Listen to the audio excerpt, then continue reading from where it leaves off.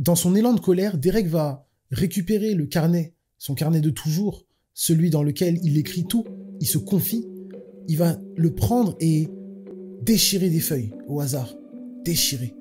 Et ensuite, il va aller à la dernière page qu'il a écrite et va commencer à raturer, mais violemment, comme s'il cherchait à effacer ce qu'il avait écrit, ou plutôt les faire disparaître. Je ne sais pas comment vous voyez les choses à ce moment-là, mais selon mon interprétation personnelle, je sens que la douleur de Derek est bien plus importante, bien plus profonde et plus forte par rapport à son désir de changer. Et on peut se poser la question, est-ce que Derek a vraiment un grief contre Dieu? Ou est-ce qu'il se déteste lui-même à cause de son manque de volonté et de courage dans sa vie?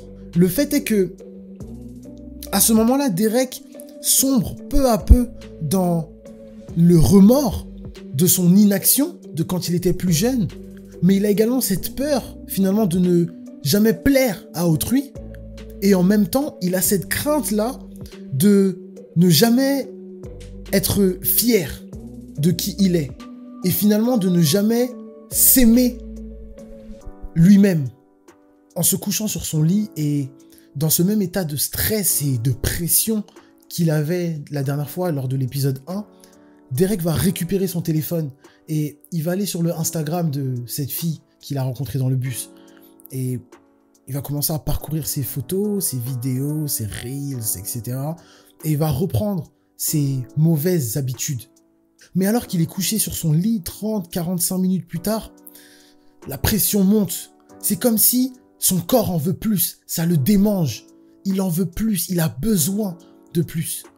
Et là, il va décider de reprendre son téléphone et d'aller sur un site pornographique. Cependant, malgré ça, il est toujours pas satisfait. Il est alors 1h du matin.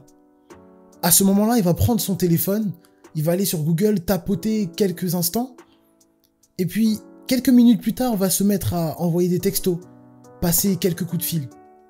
Et soudainement, se lever, prendre ses affaires, il descend, monte dans la voiture, démarre et s'en va. Il roule encore. Le trajet paraît interminable. Il passe d'abord devant la mairie, et puis se met à longer le bord du fleuve. Un peu plus loin, il va tourner à gauche, sur une rue un peu mal famée, un peu mal éclairée. Au loin se trouve en fait un groupe de 3-4 personnes, à côté duquel il ralentit, puis s'arrête, éteint le moteur. Une discussion s'ensuit alors, dont nous n'avons pas les détails. Ce qui est sûr, c'est que après ça, une des filles du groupe va faire le tour de la voiture et monter côté passager.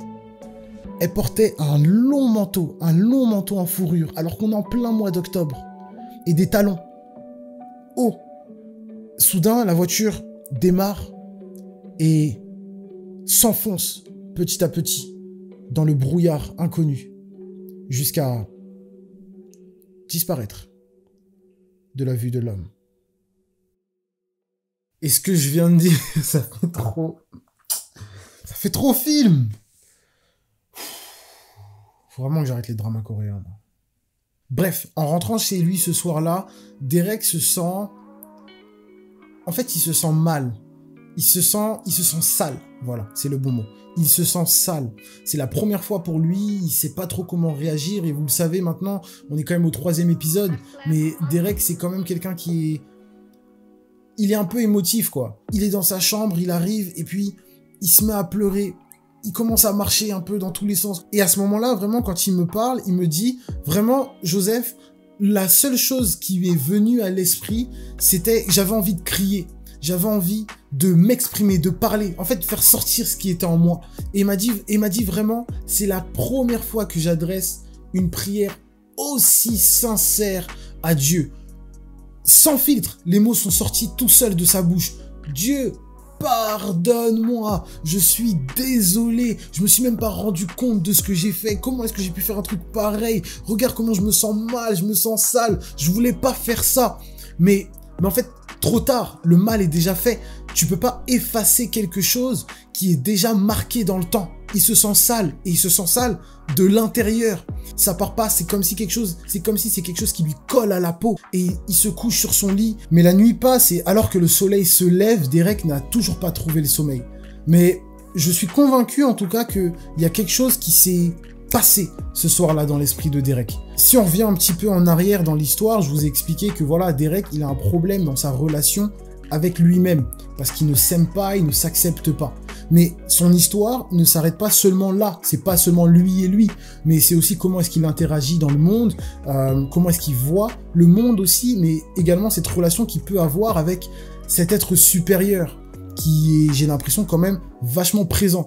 Derek a grandi dans une famille croyante, il est allé dans une école catholique quand il était plus jeune, donc il a, voilà, les bases du catéchisme, Noël, l'enfant Jésus, les œufs en chocolat, voilà. Depuis qu'il est petit, on lui a toujours rabâché dans les oreilles que, bah, voilà, au-dessus de toi, il y a un Dieu, il t'aime, il est merveilleux, c'est un Dieu qui est bon, il a des projets de bonheur pour toi, des projets parfaits, il veut pas ton mal, etc.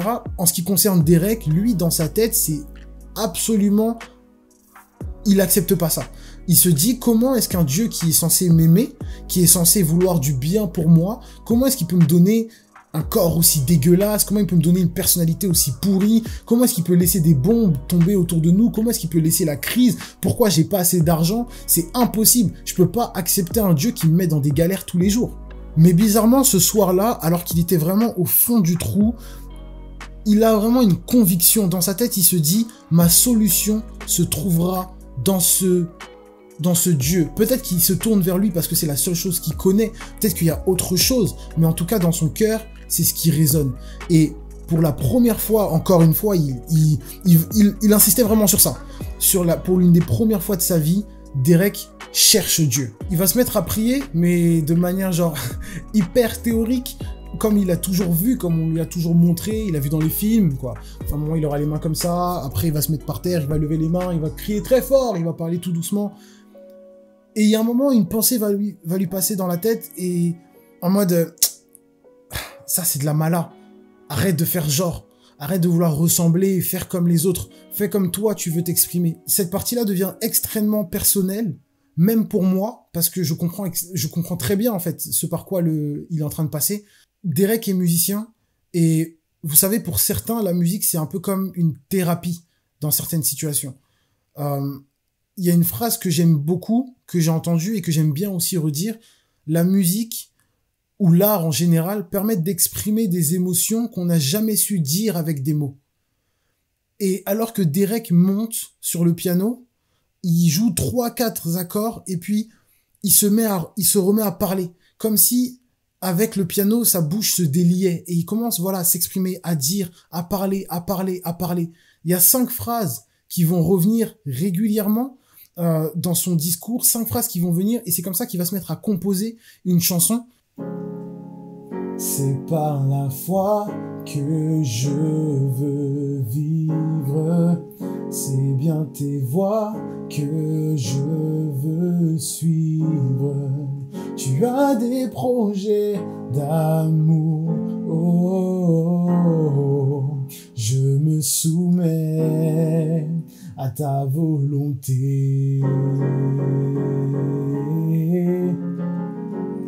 Bref. Un truc dans le genre. Après ce petit moment, Derek se sent bien plus calme. Il est apaisé. Comme si vraiment ça avait bien joué son rôle, voilà, de thérapie, quoi. Maintenant, il a les idées beaucoup plus claires. Et pour une des premières fois encore, vraiment l'épisode 3, c'est le début vraiment de la nouveauté, on dirait. Pour la première fois, il va ouvrir son carnet sans avoir regardé de vidéos de développement personnel avant ou quoi que ce soit. Et alors qu'il cherchait à noter quelque chose sur son carnet, son téléphone sonne une nouvelle fois. Qui peut bien appeler? Il est 8h30 du matin, quoi. En regardant, c'est son responsable de jeunes de son église.